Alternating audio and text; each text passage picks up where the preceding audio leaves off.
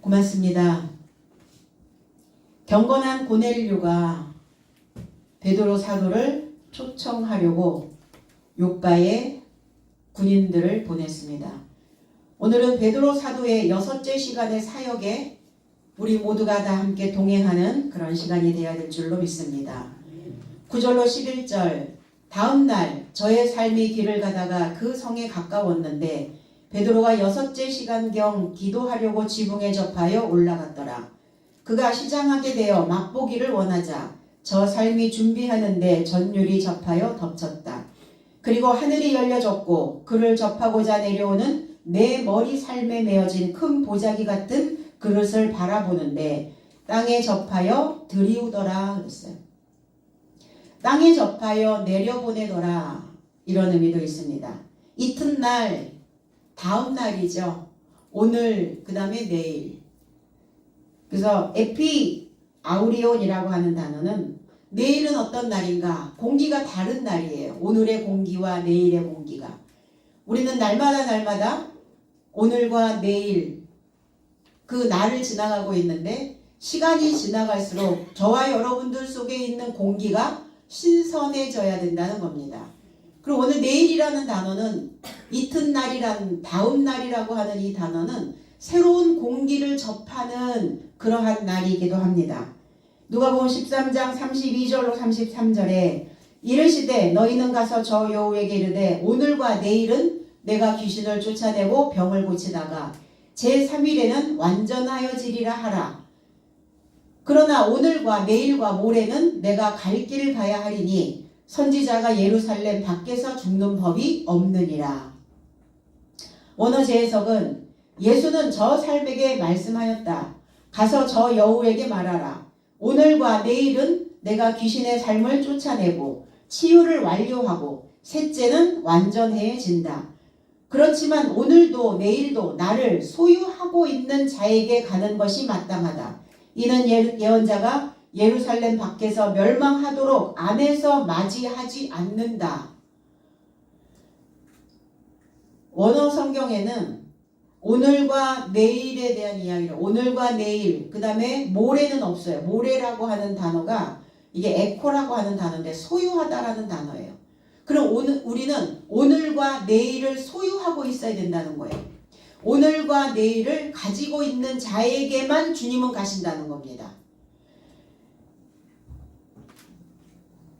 여우가 누구냐? 헤롯을 이야기하고 있죠. 교활한 사람, 굴을 잘 파는 사람, 그리고 텅 비게 하다, 이런 의미를 가지고 있고, 손바닥에 오목한, 그러니까 한 줌, 이런 게 한 줌, 아주 소량의 어떤 것들, 내용을 가지고 있는 한 줌의 재, 이런 표현들도 많이 하죠. 한 움큼 이런 거. 그러니까 분량이 작다는 거예요.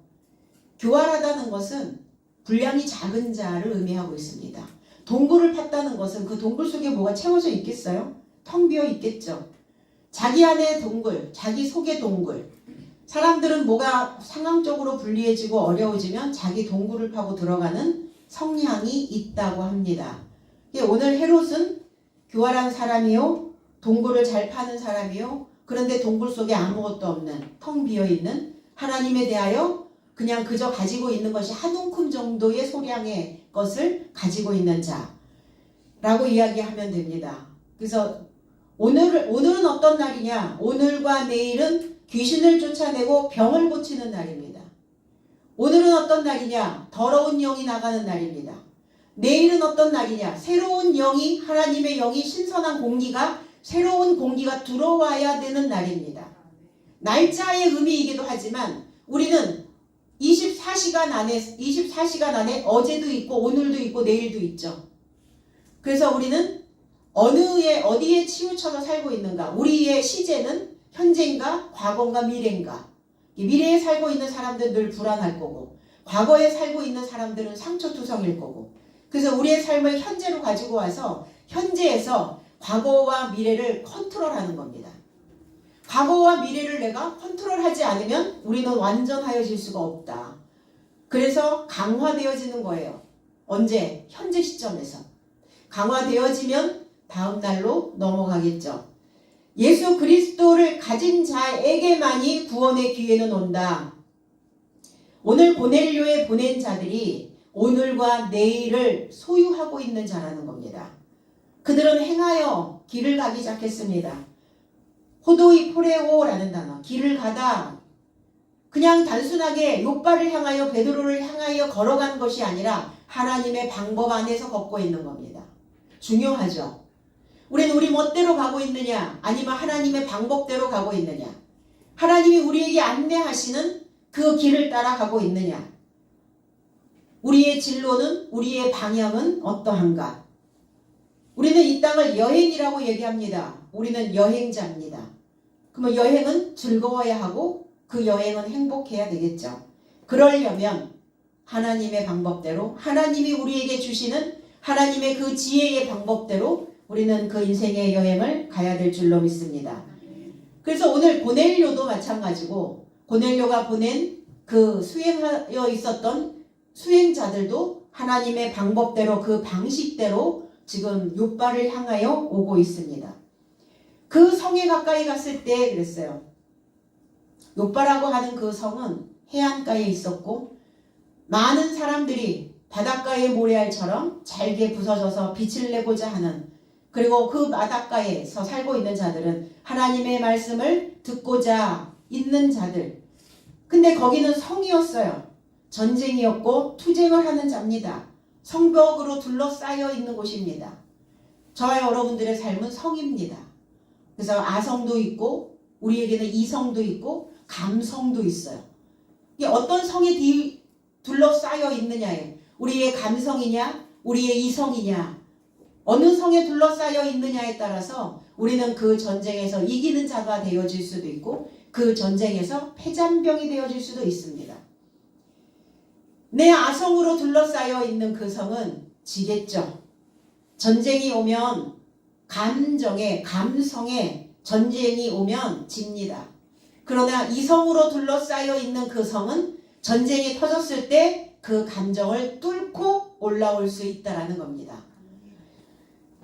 가까이 갔을 때 우리는 어떤 때에 가까이 가죠? 어떨 때 접근할 수 있죠? 어떨 때에 우리는 그 삶에 이르를 수가 있는가? 준비된 자입니다. 준비되지 않으면 가까이 갈 수가 없죠. 준비되지 않으면 접근할 수가 없게 된다는 겁니다. 그들은 고넬료의 삶은, 고넬료의 신앙은 모세가 준 그 율법으로 완성되어진 자였어요. 그 날에 완성된 자. 그렇기 때문에 베드로를 향하여 접근할 수 있었겠죠. 배울 것이 더 많은 자. 바리새인 서기관들 공회에 있었던, 사내들인 공회에 있었던, 회당에 있었던 그 종교 지도자들에게 스데반 집사는 그렇게 이야기했던 것을 기억합니다. 너희들은 모세의 율법조차 너희들 속에 없도다.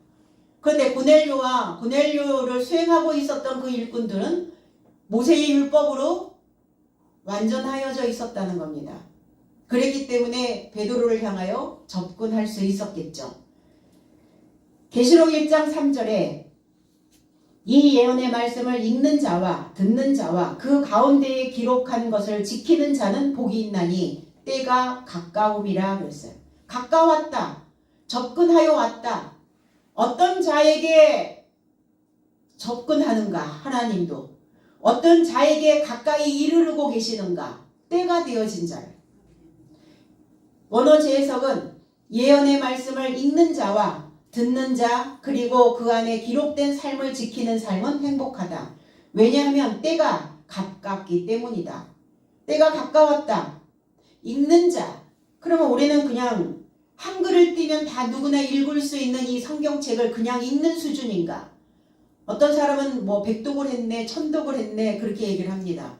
그러니까 여기서 읽는다는 것은 이런 식의 의미를 이야기하는 게 아니에요.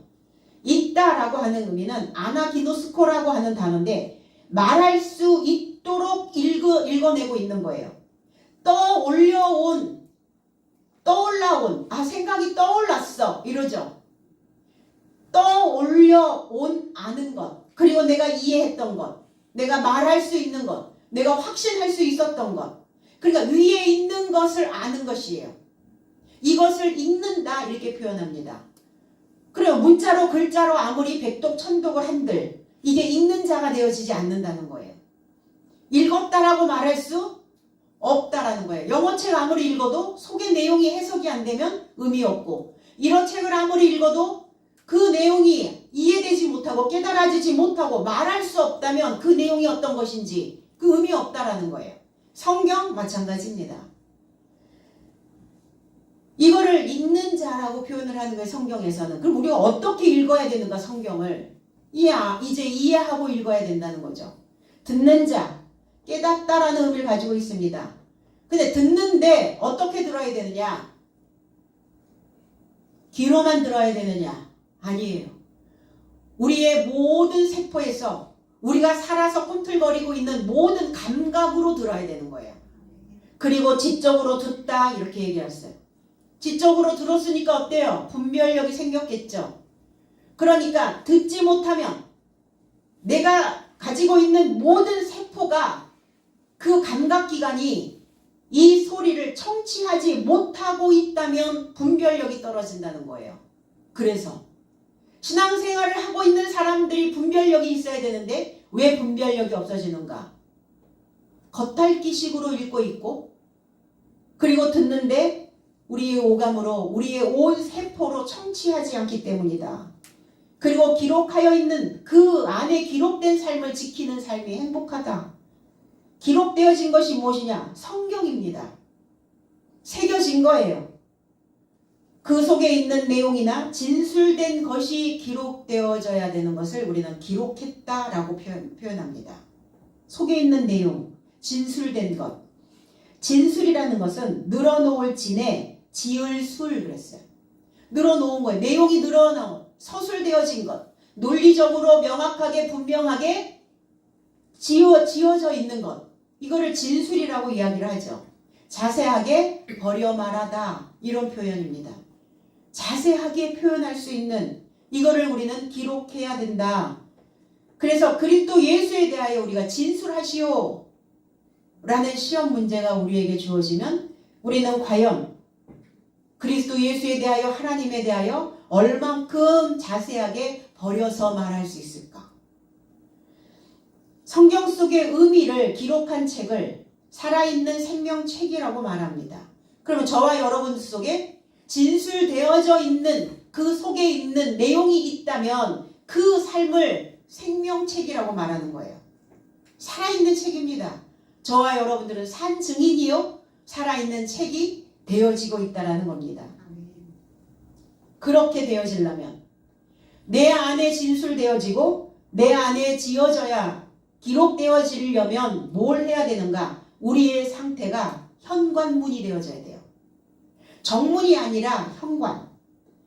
그 말씀이 나의 내부에 기록되어지는 겁니다. 이 현자를 찾아보니까 거물현자더라고요. 현관할 때. 거물현.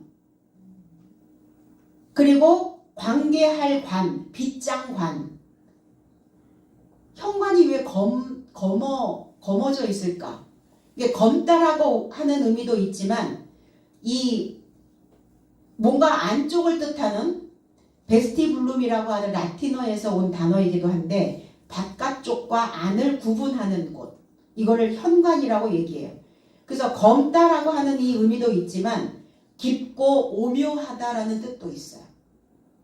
블랙홀 어때요? 검지만 깊고 오묘합니다. 그러니까 그 속에 무엇이 담겨져 있는지 오묘해요. 그리고 성경은 오묘합니다. 검정 글씨에 쌓여 있기는 한데 이거를 여는 순간, 그 현관문을 여는 순간 그 속에 깊고 오묘한 내용들이 가득 채워져 있다는 겁니다. 그래서 그 깊고 오묘한 하나님의 말씀을 읽고 듣고 새기는 자는 행복하다. 현관을 경계로 해서 사람들은 나누어집니다. 현관 안으로 들어갈 것이냐 아니면 현관 밖에 있을 것이냐. 안에는 따뜻한 세상이 있을 것이고 바깥은 냉혹한 세계가 기다리고 있을 겁니다. 그 안은 삶일 것이고 바깥으로 내쳐진 자들의 삶은 죽음일 것입니다. 안으로 들어온 자는 쉼을 얻을 수 있지만 현관 밖에 있는 자들은 늘 노동의 일에 시달리고 살 겁니다. 하나님 안에 들어간 자는, 현관 안에 들어간 자는, 깊고 오묘한 그 말씀 안으로, 현관 안으로 들어간 자는 하나님께 사랑을 받을 것이고, 그러나 여전히 현관 밖에 있는 자들은 하나님께로부터 버림을 받게 된다는 겁니다.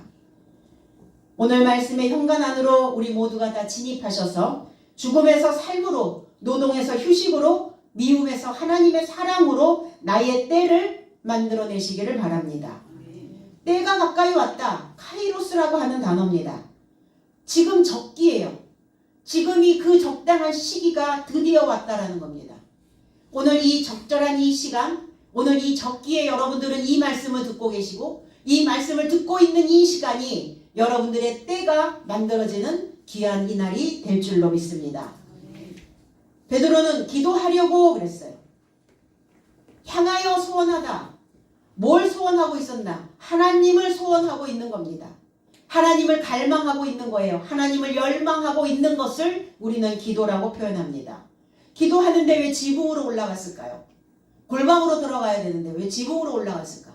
사복음 안에서는 골방으로 들어가야 되고, 사도들이 걸어가면서 기도해야 되는 장소는 지붕으로 올라가야 됩니다.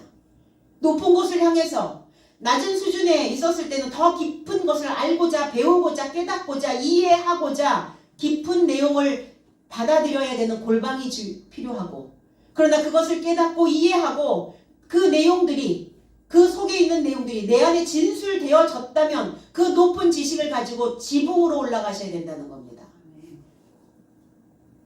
지붕은 세우다라는 의미를 가지고 있어요. 꼭대기라는 의미도 가지고 있습니다. 마가복음 13장 15절에 지붕에, 자, 원어 재해석을 먼저 읽어드리면, 지붕에 접촉한 자는 집에 이르고자 내려가지 말고 그의 집에서 뭔가를 가지러 들어가지도 말라 그랬어요. 지붕에 접촉한 자, 지붕과 연결된 자, 지금 지붕과 연결된 자가 누굽니까? 사도들입니다. 그러니까 그 사도들은 그 집에 이르고자 내려가지 말라는 거예요. 그 집이 어떤 집입니까? 머무는 집입니다. 그러니까 무엇이 머무느냐예요. 어떤 수준이 머무느냐예요. 초등학문적인 수준이 머무느냐, 아니면 고등학문적인 수준이 머무느냐예요. 그러니까 초등학문적 신앙에, 그 신앙에 머물고 있는 그 집으로 내려가면 안 된다. 지붕에 연결되어져 있는 너희들은 기껏 가르쳐 놨더니 다시 내려가? 다시 과락? 유급? 그럴 수 없다라는 거예요. 다시 너희들이 천한, 거지 같은 그런 초등학문으로 너희가 다시 돌아가려 하느냐? 뭔가를 가지러 들어가지도 말라는 거예요. 우리의 심리는, 우리의 본성은 늘 회귀하고자 하는 본능을 가지고 있어요. 돌아가려고 하거든요. 본향을 향해서 돌아갑니다. 나의 본성을 향해서 돌아갑니다. 첫 아담적 요소를 향하여 돌아가고자 합니다. 그 돌아가지 말라는 거예요. 그리고 그 시간은 그때의 아름다운 만발한 적절한 시기, 적당한 시기, 지금이 딱 그 적기, 그때에 맞춰서 지금 기도를 하러 지붕에 올라갔는데 그 시간이 6시더라. 헥토스라는 단어예요. 여섯째 섯으로 표현을 합니다. 히브리어로 넘어가면 쉘시라는 단어죠. 표백되어지다, 또 대리석, 세마포, 희다, 기쁨, 환희, 또 멸절하다, 이런 다양한 의미를 가지고 있어요. 그럼 이 여섯째 시간은, 여섯째 날의 시간은 어떤 날이냐? 또 갈라지는 시간입니다. 세마포 옷을 입을 것이냐? 그래서 표백되어지고 기쁨을 얻는 적절한 시간이 되어질 것인지, 아니면 멸망의 그 시간이 이르르게 만들 것인지를 가늠하고 있는 것이죠. 오늘 베드로 사도의 제6시는 여섯째 날의 그 시간은 창세기 1장 26절에 이렇게 기록해 놓으셨죠. 하나님이 가라사대 우리의 형상을 따라 우리의 모양대로 우리가 사람을 만들고 그들로 바다의 물고기와 하늘의 새와 가축과 온 땅에 기는 모든 것을 다스리게 하자. 다스리게 하자 하시고 이렇게 했어요. 그리고 27절에는 하나님의 형상대로 사람을 창조하시되 남자와 여자를 창조하셨다 그랬어요. 이게 여섯째 날 행하셨던 일이거든요. 그리고 오늘 베드로 사도도 여섯째 날 시간 안에서 해야 되는 사역이 이 사역이라는 거예요. 어떤 사역이냐? 형상, 하나님의 형상. 형상이라는 것은 형태라는 거예요. 어떤 학문이, 지식이, 지혜가, 배움이, 학습이, 교육이 들어가면 내 안에 형태가 만들어집니다. 그 형태 안에 모양이 만들어져요. 데모트라고 하는 단어. 하나님의 형상대로 그 모양, 하나님의 형상을 따라, 하나님의 형태를 따라 우리가 그 모양대로 사람을 만들고 그랬어요. 형태도 내 안에 만들어지는 것이고 형태 안에 또 모양이 있다는 거예요. 그 모양을 만들자. 그러면 고넬료를 하나님의 형태로 그 안에 모양을 장치하고자 하는 베드로 사도의 사역의 날이라는 겁니다. 그 안에 하나님의 것을 그 모양을 만드는 어떤 목적에 따라서 기능하도록 달아서 붙이거나 갖추어 차림이라는 단어를 장치한다라는 뜻이에요. 이 모양이라고 하는 이 데모트라고 하는 단어에 장치하다, 갖다, 모양 이런 의미를 가지고 있어요. 뭔가 장치가 되어져야 되는 거예요. 하나님의 장치가 설치되어져야 되는 고넬료. 그리고 그것을 장치해줘야 되는 사람이 그 기능을 가지고 있는 자가 바로 베드로. 복음의 사역을 원만하게 수행하기 위해서 그 안에 있는 조직의 구조나 어떤 규칙을 장치해주고 있어야 되는 이 여섯째의 하나님의 형상을 만드는 사람을 만들어내는 그 시간이라는 겁니다. 그리스도께서도 십자가에 못 박혀 돌아가실 때 마태복음 27장 45절에 보면 제6시로부터 온 땅에 어둠이 임하여 제9시까지 계속되더니 그랬어요. 원어지 해석은 그래서 6시부터 9시까지 땅의 모두에 접해 흑암이 발생하였다 그랬어요. 여기서도 6시와 9시. 지난번에 고넬료는 기도하는데 9시였었고 오늘 베드로 사도는 6시였다라는 것을 기억해야 됩니다. 6시는 어떤 시간이냐? 그리스도 예수께서 6시로부터 9시까지 6시는 멸절되어져야 되는 시간입니다. 표백되어져야 되는 시간이에요. 우리의 죄성이, 우리의 붉은 사상이 물들어 있는 그 생각들이 다스리지 못하고 있는, 통치하지 못하고 있는 그 감정들이 십자가에 못 박혀야 되는 시간이 바로 6시라는 겁니다. 그 6시로부터 9시까지 하나님이 응시하시고 하나님께 연락되어지는 시간이 9시였다는 겁니다. 그러니까 저의 삶에, 저와 여러분들의 신앙 안에서도 6시로부터 9시까지 이게 항상 매일 진행되어져야 된다는 거예요. 2000년에 그리스도 예수께서 십자가 못 박혀 돌아가시면서 6시로부터 9시까지 당신 혼자가 아니라 우리가 그런 시간을, 시간적인 개념이기도 하지만 그 날에 대한 개념이 있다는 거예요. 저와 여러분들은 어떤 몇 번째 날의 시간을 지금 진행하고 있는가? 죄를 멸절해야, 죄가 표백되어져야, 그래야 하나님께 연락되어질 수 있다는 것을 그리스도 예수는 십자가에 못 박혀 돌아가시면서 이거를 시간대로 이렇게 이야기했어요. 우리가 생각하는 로마력에 따라서 우리가 보는 이러한 시간성의 문제가 아니라 그 숫자 안에, 시간 안에 담겨져 있는 의미의 문제라는 겁니다. 베드로는 지붕 위에 올라갔는데 시장하여 그랬어요. 배가 고팠어요. 굶주려 있었습니다. 금식했을까요? 금식하고 지붕 위에 올라가서 배가 고팠다는 말입니까? 그 얘기가 아니라 뭐가 갈급한 거예요. 자, 무대를 서는 사람들은 4년 동안 우리가 팬데믹에 있다 보니까 무대에 서야 되는 사람들을 이렇게 했어요. 무대가 갈급했어요. 무대가 그리웠습니다. 가르치는 대상이 있어야, 가르쳐야 허기가 채워집니다. 밥을 열심히 했는데 밥을 먹으러 오는 사람들이 하나도 없네요.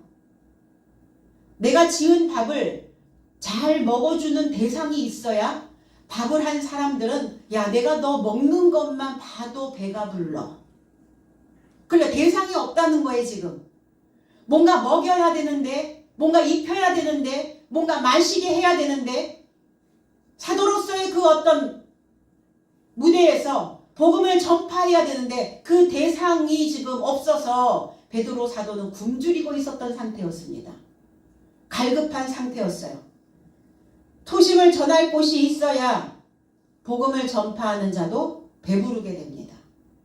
그들이 복음을 먹는 것만 봐도, 그들이 가르침을 받는 것만 봐도, 내가 그 무대에 공연을 하는 것만 봐도 배부르게 되어지는 거예요. 뭐가 갈급한 거예요. 굶주리고 있는 겁니다. 그러면 대상을 찾아 먹어야 되겠죠. 먹고자 하였으나 먹을 것이 없었다고요. 맛보고자 하였으나 지금 대상이 요바에 있는 무두장이 집에, 그 해변가에 있는 그들 외에 진정한 사역을 펼쳐야 되는, 진정한 하나님의 복음이 연결된 소식으로 들어가야 되는 그 대상으로 굶주려 있었다라는 거예요. 히브리서 6장 4절로 5절에 한 번 빛을 받고 하늘의 은사를 맛보고 성령에 참여한 바 되고 하나님의 선한 말씀과 내세의 능력을 맛보고 타락한 자들은 다시 새롭게 하여 회개할 수 없나니 이는 그들이 하나님의 아들을 다시 십자가에 못 박고 드러내놓고 욕되게 함이라 그랬어요. 원어 재해석은 왜냐하면 한 번 조명을 받은 삶 하늘에서 가르치는 그 삶을 맛본 자는, 그리고 성령에 동반된 삶과 하나님의 좋은 말씀이나 의도하는 내세의 능력을 경험하고 타락한 삶을 회개에 이르고자 다시 새롭게 할 수 없나니 저 삶은 스스로 하나님의 아들을 다시 십자가에 못 박는 실수를 보여주었음이라 그랬어요. 맛봐야 되는데, 음식이 들어가야 되는데 열심히 먹었어요. 하나님의 말씀을 접했습니다. 조명을 받았습니다. 그리고 하늘에 접한 그 선물에서 맛을 본 자가 타락하면 그 삶에서, 그 말씀에서 이제 떠난 자를 이야기하고 있는 거죠. 갈급해서 배불려 놨더니 이제 그만 먹겠다네요. 그리고 떠난 자들은 회개에 이르고자 다시 새롭게 할 수 없다고요. 기회는 이제 끝인 거예요. 탕자처럼 돌아오면 되는데 그 용기가 있어야 돌아오죠. 다 탕진하게 된다는 거예요. 떠나면. 그리고 뭐 해요? 집 떠나면 개고생. 이리저리 떠돌아다니는 거예요. 개처럼, 유기견처럼. 그러니까 채워질까요? 채워지지 않습니다. 그리고 이미 맛본 맛을 알거든요. 그러니까 여기를 가도 저기를 가도 수준이 안 맞는 거예요. 되돌아올, 탕자처럼 아버지 집으로 다시 돌아올 힘은 없고 용기도 없고, 그러니까 다시 결합되어 줄 수 없다고요. 하나님과. 그럼 교회만 떠돌아다니면 뭐 할 거냐고요. 정문에 서서 교회 다녔다라고 말할 수는 없잖아요. 깊고 오묘한 현관 안으로 들어오셔야 될 거 아닙니까?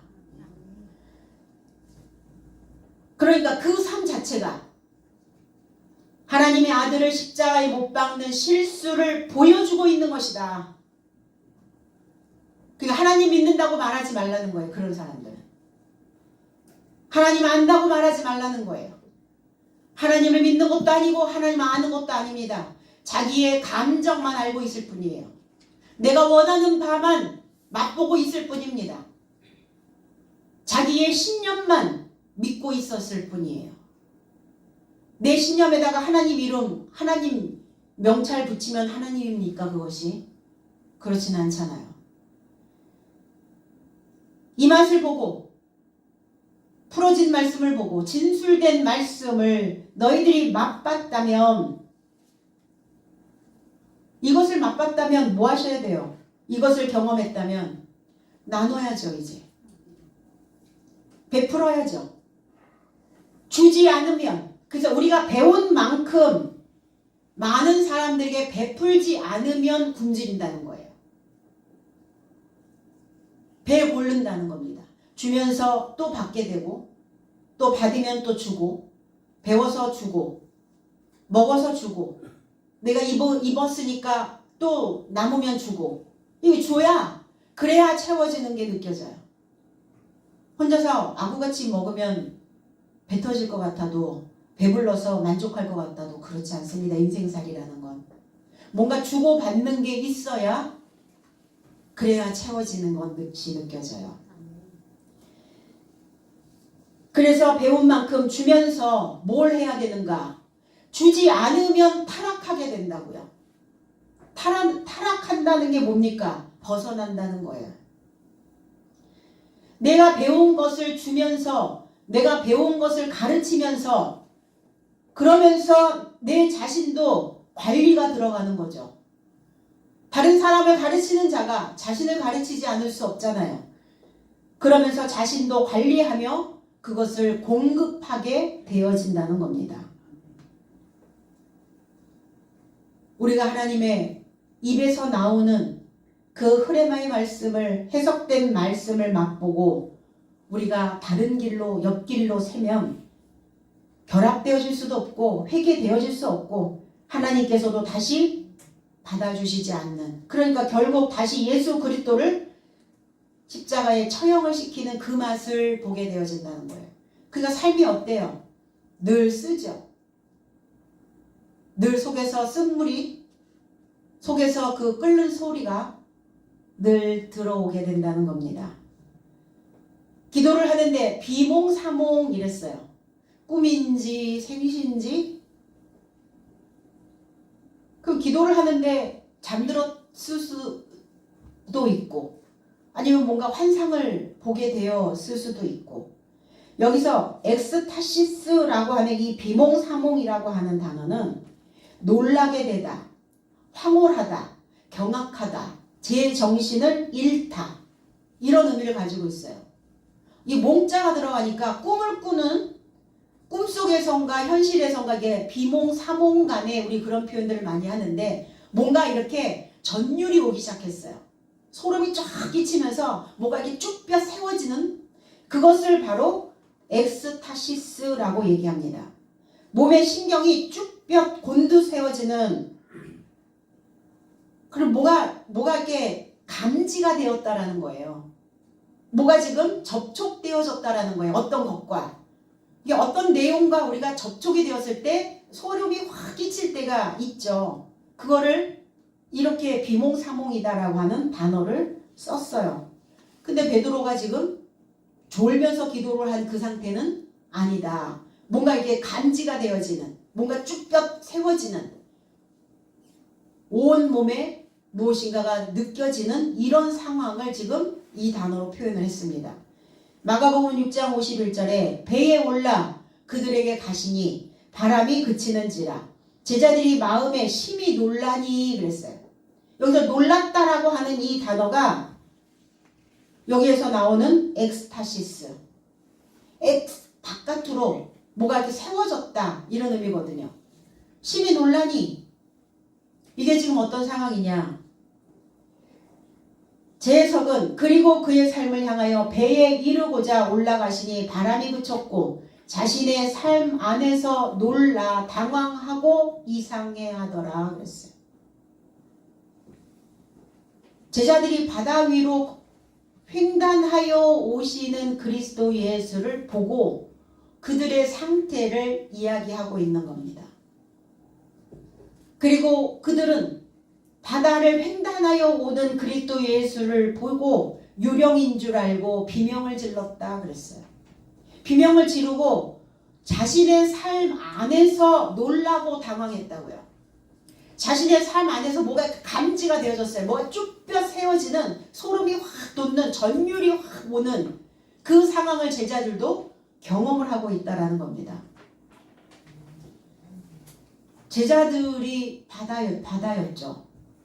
그들의 바다가 출렁거리기 시작했어요. 믿음이 적은 자들아. 그리고 그가 유령인가? 그들이 보고 있는 게 환영인가? 뭐가 속에서 감지되어지는 그 상태. 그리고 하늘이 열렸습니다. 하늘, 단수의 하늘, 남성의 하늘. 단수가 중성, 하늘이 중성 하늘도 있고 여성 하늘도 있고 남성 하늘도 있어요. 하늘이 복수의 하늘도 있고 단수의 하늘도 있어요. 그런데 여기에서는 남성 단수의 하늘입니다. 그럼 어떤 하늘인가? 베드로 사도도 남성 단수입니다. 베드로 사도의 하늘이 열린 거예요. 어떻게 열렸냐? 목적격으로 열렸습니다. 그 하늘이 목적격으로 열렸는데 목적이 뭐냐? 베드로 사도가 이룩해야 되는 어떤 목적이 있다라는 거예요. 그 하늘은 그냥 열린 것이 아니라 목적격으로 열렸는데 베드로 사도가 해야 되는, 이루어야 되는, 하나님의 뜻을 온전히 펼쳐야 되는 그 하늘이 지금 열리고 있는 겁니다. 열렸다. 아노이고라고 하는 단어예요. 무엇이 열렸나? 우리는 가끔 뚜껑이 열렸다 이런 표현을 하죠. 뚜껑이 왜 열립니까? 머릿속에 들어가 있는 어떤 내용이 열리는 거예요. 내 안에 있는 감정들이 덜컹거리면서 열리는 겁니다. 걷잡을 수 없을 때 열리죠. 뭔가 가득 채워졌을 때 열리게 되어집니다. 베드로 사도의 하늘이 가득 채워졌어요. 무엇으로 가득 채워졌을까요? 그의 사명감으로, 그의 사도직으로, 그가 무엇인가를, 하나님의 것을, 하나님의 뜻을 줘야 되는 입장으로. 그 남성은 뭐냐? 주는 입장이죠. 뭔가를 베풀고자 하는 입장이죠. 그러니까 베풀어야 되고 줘야 되고 하나님의 뜻을 펼쳐야 되는 대상이 있어야 되는데 대상을 지금 찾고 있는 과정이었기 때문에 그는 굶주리고 있었다는 겁니다. 시장하여 있었다 이렇게 표현한 겁니다. 채워진 하늘이, 꽉 찬 하늘이 열려졌어요. 하늘이 열렸는데 거기에 한 보자기가, 어떤 그릇에 쌓여 있는 보자기, 어떤 그릇과 함께 그 보자기에 뭔가 쌓여서 지금 내려오고 있는 그 상황을 목격하게 되어진 거죠. 그 그릇은 스큐오스라고 하는 도구라는 단어예요. 내조를 잘하는 부인이라는 뜻입니다. 뭐가 그 그릇이 뭐였겠어요? 고넬료입니다. 내조를 잘하는 부인. 근데 어느 남편의 아내였을까? 모세의 아내였어요. 모세의 아내 된 자. 잘했다는 거예요. 내조를 잘했다는 거예요. 율법을 잘 지켰다는 겁니다. 그래서 고넬료를 경건한 자 이렇게 했어요. 의로운 자라는 표현을 했던 겁니다.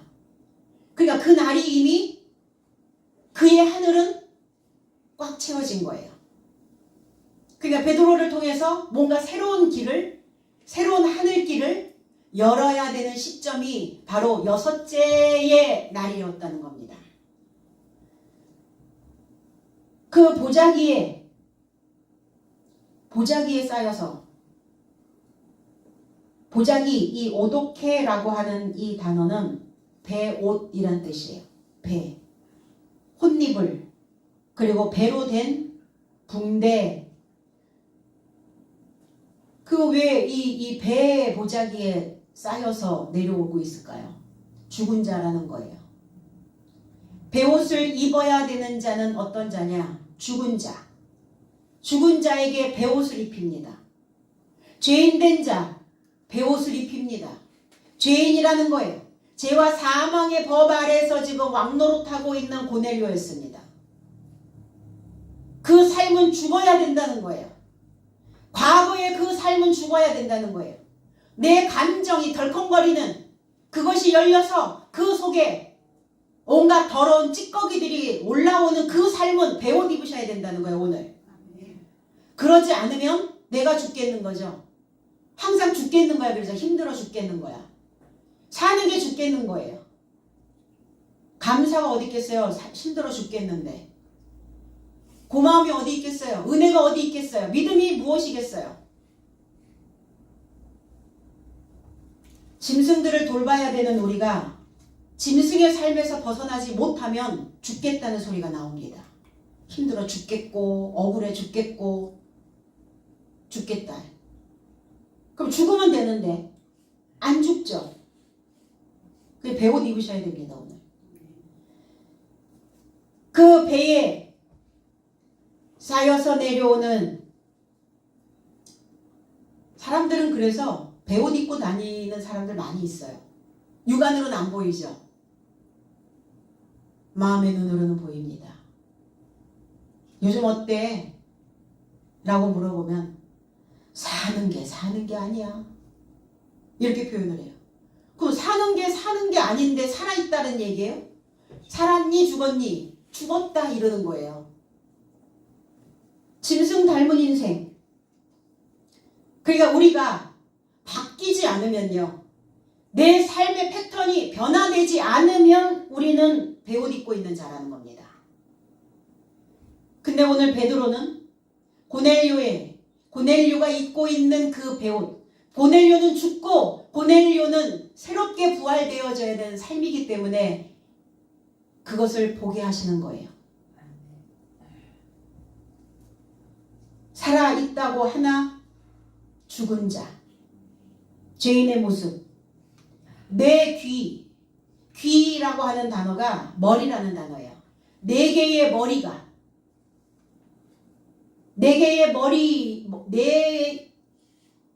머리가 머리에 묶여서 넷이라고 하는 단어는 교합하다, 사지를 쭉 뻗다, 네모 반듯하다, 사면으로 막히다. 사면초가 우리 그런 표현을 많이 하죠. 감정이 해소가 되지 않잖아요. 그 감정이 우리를 사면초가로 만들어 버립니다. 꽉 막히게 돼요. 꽉 막혀. 반듯하기는 하죠. 율법으로 그 아내의 역할을 철저하게 수행했던 자였기 때문에, 법을 준수하고 있었던 자였기 때문에 반듯했어요. 네모 반듯한. 정사각형에. 근데 죽어야 된다고요. 사지를 쭉 뻗고 죽어야 되는.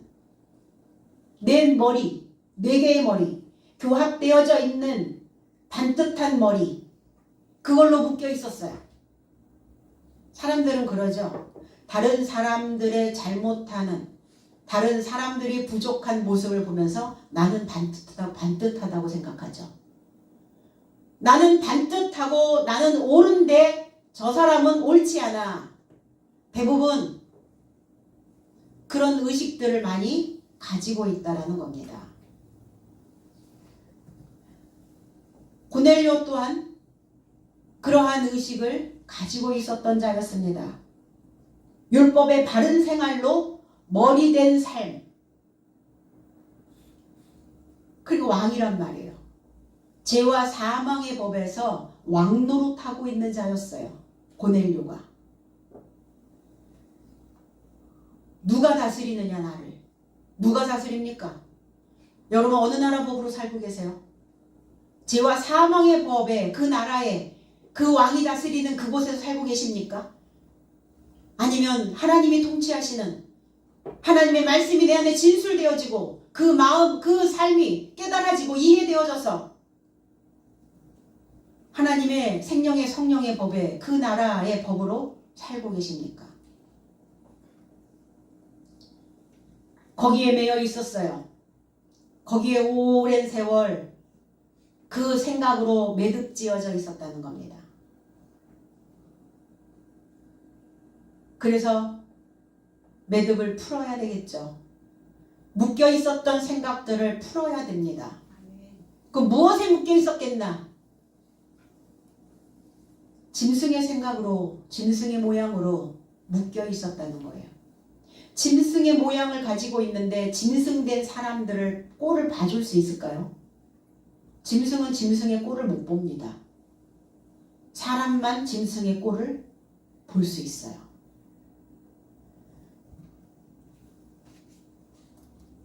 그 땅에 드리워졌더라. 그 땅은 어떤 땅이냐? 게스라고 하는 땅입니다. 경작해야 되는 땅이에요. 내가 농부가 되어져 있지 않으면 그 땅은 경작되지 않습니다. 경작되지 않으니까 어때요? 신앙생활 기껏 해놓고 소출이 없네요. 1년 동사 헛했네요. 23년 동안 열심히 믿어왔는데 23년 동안 수확해야 되니까 수확물 내놔라 그랬는데 내놓을 게 없네요. 내가 얼마큼 컸는가 보면 내 지붕이 올라가 있는가 아니면 지붕 위에서 다시 수준 낮은 그 수준으로 내려오고 있는가를 보시면 되겠죠. 이 땅은 어떤 땅이었냐? 하나님이 처음에 만들어주신 땅이에요. 히브리어로 넘어가면 창세기로 넘어가면 1장 2절에 땅이 혼돈하고 공허하며 흑암 상태에 있는 하나님의 영이 수면 위에 운행하시니라. 혼돈하고 공허하고 어두운 상태. 그러니까 누군가 경작자가 필요했겠죠. 경작자가. 그 땅이에요. 에레츠라고 하는 땅이에요. 구약에서는 에레츠, 신약으로는 게스. 그래서 아담으로 오신 거예요. 아담으로 오셔서 뭐 하시려고요? 짐승 같은 그 밭을 다 일궈서 사람의 밭으로 만드시려고요. 땅은 뭐냐? 바탕입니다. 그 바탕에 뭐가 심겨져 있느냐예요. 본능. 짐승 같은 본능. 그 바탕에 씨를 뿌려주면 하나님의 영이 운행하신다고요.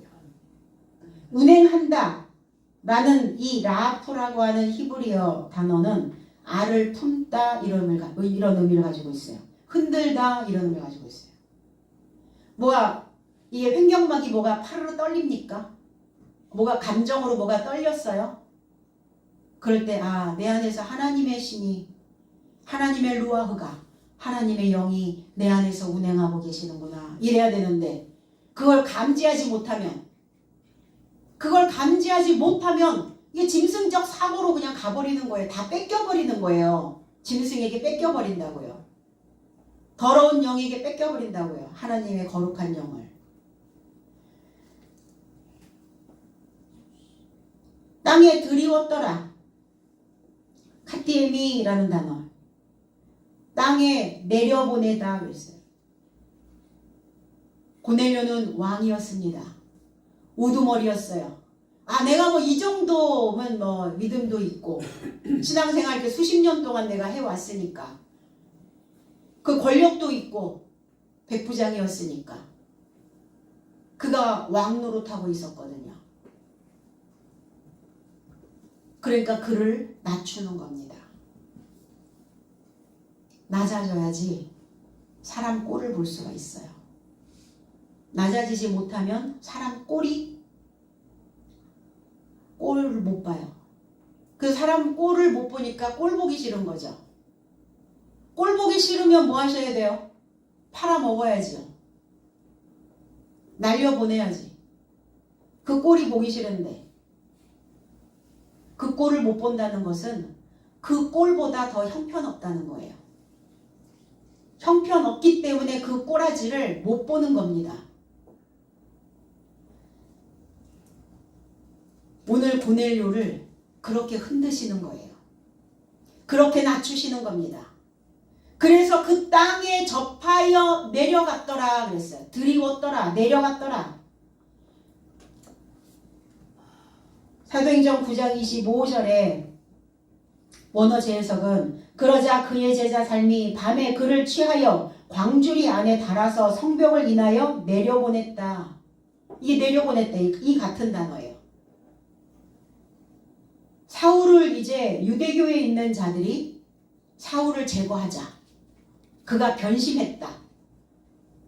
제거하기로 공모했을 때 사울의 제자들이 그 성벽에 바구니를 광주리를 달아서 성벽을 인하여 내려보낸 사건이. 사울은 내려가야죠. 바울은 올라와야죠. 내려간다는 것은 배설하는 것과 같아요. 내 안에 사울적인 요소는, 음부적인 요소들은, 지옥적인 요소들은 내려가야 하고, 우리는 하루에도 늘 천국과 지옥을 왔다 갔다 하십니까? 둘 중에 하나만 지으세요. 천국을 짓던지 지옥을 짓던지. 양쪽으로 왔다 갔다 하니까 어때요? 그 삶이 버거운 거예요. 그래서 양다리 걸치면 어때요? 그래서 가랑이 찢어지는 거예요. 제대로 못 걷는 거예요. 행복한 걸음을 걸어야 되는데 행복한 걸음을, 행복한 행보를 하지 못하게 되는 겁니다. 갈라져 있기 때문에. 지옥과 천국입니까? 살아있는 것이 얼마나 감사한데. 멀쩡하게 걸어다니고 멀쩡하게 일할 수 있는 이 삶 자체가 얼마나 축복인데 우리는 왜 그 축복을 놓치고 있느냐는 거예요. 왜 그 감사가 어느 날서부터 서서히 물러가기 시작했죠? 높아져 있어서 그래요. 우리가 사람을, 어떤 사람이든 우리의 수준에서 그 사람을 무시할 수 있는 그 권한은 없습니다. 그래서 우리에게 짐승 닮은 인간을 붙여주시는 거예요. 뭐하게 하시려고? 짐승 같은 인간의 모습을 보면서 너는 다시는 짐승 같은 인간의 모습이 되지 않도록, 그 모양을 담지 않도록, 하나님의 형태 안에 하나님의 모양이 담겨질 수 있도록. 우연히 어디 있겠습니까? 그냥은 어디 있겠어요? 그냥 주어진 게 어디 있겠어요? 계획이시죠. 하필 왜 이런 인간을? 그러게요. 왜 하필? 하나님 계획이시죠. 하나님의 계획이라고 생각하면 편하잖아요. 나만 억울하다라고 생각하면 불편하잖아요. 그래서 지옥으로 가는 거예요. 지옥에서 막 있다 보니까 또 정신이 번쩍 나죠. 야, 내가 이러고 있을 때가 아닌데 이제 배운 게 있으니까 올라와야 되겠다 생각이 들죠. 그 에너지 소모가 얼마나 많아요. 평탄한 길을 걸어가도 힘든데 맨날 울퉁불퉁 내려갔다 올라갔다 내려갔다 올라갔다 이거를 반복적으로 하고 있으니 얼마나 버겁습니까? 삶이. 그 등이 휠 것 같아요. 그 삶의 무게 때문에, 내 생각 때문에 휘어지는 거예요. 말씀으로 휘어지면 얼마나 좋겠어요. 내 생각으로 구부러지니까 허리가 안 펴지는 거죠. 분명히 하나님은 우리에게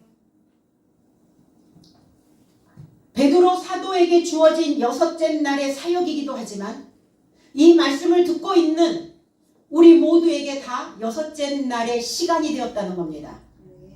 그 시간은 어떤 시간이냐? 사람 만드는 일이에요. 하나님이 6째 날 사람을 창조하셨던 것처럼 하나님의 형태로, 하나님의 모양으로. 그래서 우리에게 주어진 이 사역은 그 짐승 같은 그 속성을 가지고 있는 자, 짐승 같은 속성을 가지고 있는 내 삶에 하나님의 형상을, 하나님의 마음을, 하나님의 모양을 만들어내는 그 사람 만드는 일이 저와 여러분들에게 주어진 6째 시간의 삶이라는 겁니다. 오늘 우리 모두가 다 나의 사상 속의 짐승적 본능을 통치하고, 그리고 우리 모두가 다 오늘 베드로의 사역에 동참해서 내 자신을 만들어내는, 사람답게 사람을 만들어내는 그 6째 시간의 삶이 되시기를 나사렛 예수 그리스도 이름 안에서 축복드립니다. 기도하겠습니다.